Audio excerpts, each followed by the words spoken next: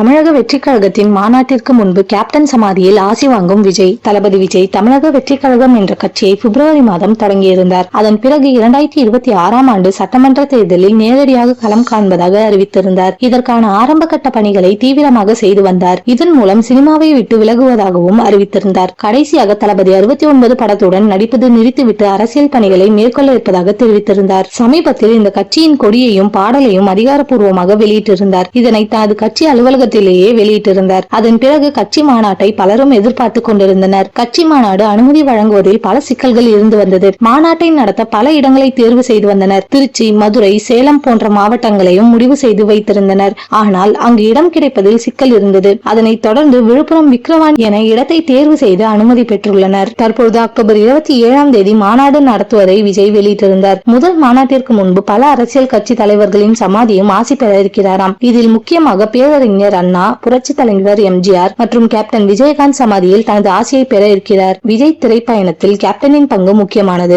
அவரின் ஆரம்ப காலத்தில் செய்த உதவிகளும் விஜயின் திரைப்பயணத்தில் திருப்புமுனையாக அமைந்தது. சமீபத்தில் வெளியான கோட் திரைப்படத்திலும் அவருக்கு நன்றி செலுத்தும் விதமாக அவரது காட்சிகளை பயன்படுத்தியிருந்தார். ரசிகர்களிடமும் நல்ல வரவேற்பை பெற்றிருந்தது. அவர்களது குடும்பத்தினர்களிடமும் நேரில் சென்று பேசியிருந்தார். கட்சியின் மாநாட்டிற்கு முன்பு கேப்டன் சமாதியில் ஆசி வாங்க இருப்பதாகவும் செய்திகள் வெளியாகி வருகின்றது. விஜயின் அரசியல் பயணம் தமிழகத்தில் பெரும் தாக்கத்தை ஏற்படுத்தி வருகிறது. இவரின் அரசியல் மாநாட்டிற்கு பின்பு தமிழகத்தில் அரசியல் மாற்றம் இருக்கும் எனவும் கூறப்படுகிறது.